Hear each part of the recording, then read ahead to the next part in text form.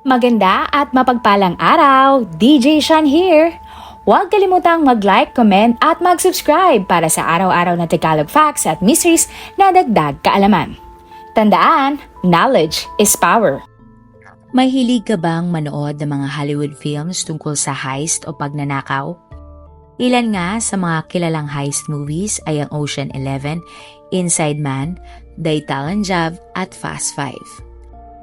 Bukod sa nakakaaliw panoorin ang mga bigating Hollywood actors, nakakamangha din ang istorya ng mga pelikulang ito dahil tila ang imposibleng nakawin ay nagagawang posible ng mga karakter sa pelikula. Kung ihahambing sa totoong buhay, ang mga money heist movies na milyon-milyon ang halaga ay napaka-imposibleng mangyari. Pero alam mo ba na kamakailan lang sa totoong buhay ay mayroong magnanakaw o grupo ng mga magnanakaw na nakakuha ng $30 million o 1.7 million pesos. Ang eksena.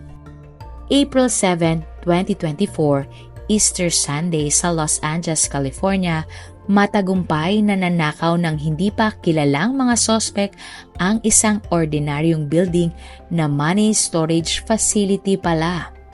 Ang money storage facility ay parang isang malaking vault o warehouse para sa mga pera ng mga papel at coins. Ang pera ay galing sa iba't ibang mga negosyo sa paligid ng lugar tulad ng mga grocery, supermarket, restaurants at iba pang negosyo na maraming cash transactions ang nangyayari. Ang trabaho ng cash storage facility ay tulungan ang mga negosyo na ligtas na i-transport o ilipat ang pera papunta sa bangko o sa ibang lugar. Ang nanakawa na cash storage facility ay nasa isang lugar na hindi matao at malapit sa isang highway. Ayon sa balita, ang mga salarin ay umakyat sa roof access ng building. Pagdating sa loob, hindi pa alam kung paano pero naiwasan o na-bypass nila ang mga security alarms. Pagkatapos ay pumasok sa kwarto ng cash vault galing sa kisame at matagumpay na nabuksan ang vault.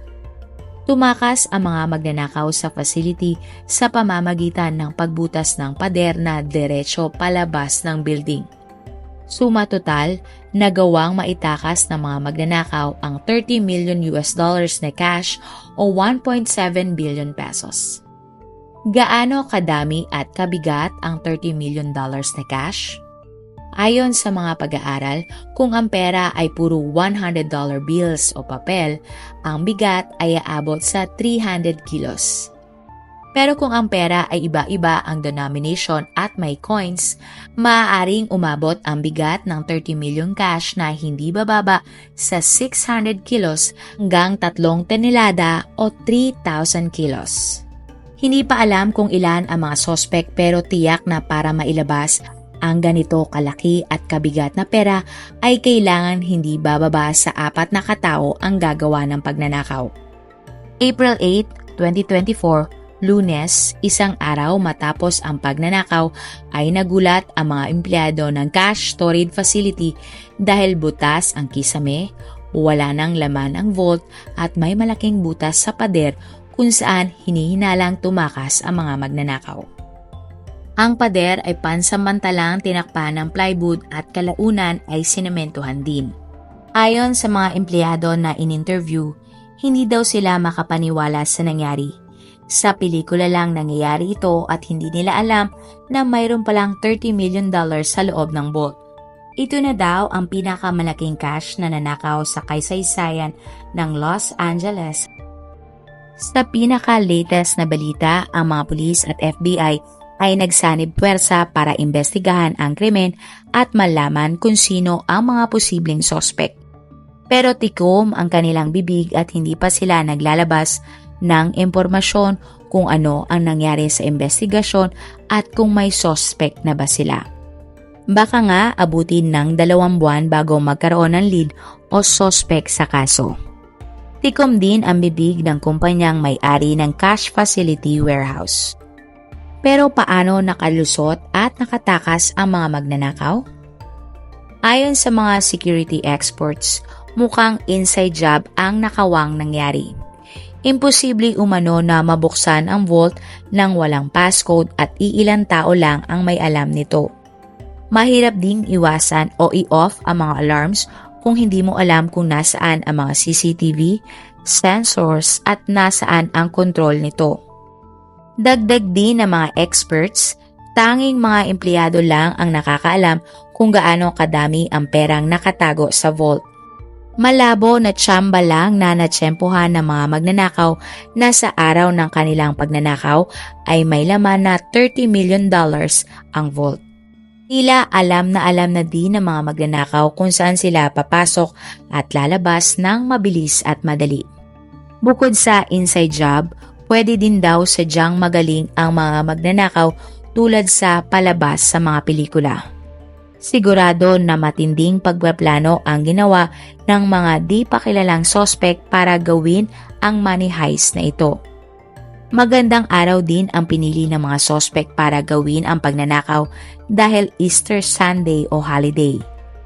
Wala masyadong sasakyan at tao sa lugar ng cash storage facility at wala ding mga empleyado. Marahil nagtataka kayo kung bakit walang security guards sa cash storage facility. Walang guards sa building dahil magiging takaw mata ito sa mga tao. Kumbaga, pinapalabas lang na parang opisina at parking lot ang nasabing building. At kahit walang mga guards, high-tech naman ang mga CCTV, security alarms at sensor ng building. Ngunit sa hindi malamang dahilan, nang binutas ng mga magnanakaw ang pader ay tumunog ang alarm pero hindi ito nakakonekta sa mga istasyon ng pulis. Madalas kasi ang mga bangko, sanglaan at cash facilities ay may mga alarm at titimbrehan agad ang pinakamalapit na police station kung sakaling may nagtangkang magnakaw o nakapasok sa loob. Kaya naman, kinabukasan pa nalaman ang nangyaring krimen nang may pumasok ng mga empleyado. Paano mahuhuli ang mga sospek? Ayon sa opinyon ng isang security consultant, maraming paraan para malaman kung sino ang mga sospek. Una, iimbestigahan ang mga empleyado ng building, sino-sino ang may access, sino ang nakakaalam ng code sa vault, at bakit may laman ito na $30 million. Titingnan din ang CCTV sa building at pati na din ang katabing mga building at kalye. Sigurado daw na gumamit ng kotse ang mga sospek papunta at sa kanilang pagtakas. Kung ang mga perang nakuha ay mayroong marked money, pwedeng matrace ang serial number nito kung sakaling gagamitin ito ng mga sospek. I-check din ng mga pulis ang cell tower para malaman kung sino ang mga may cellphone sa loob at labas ng facility.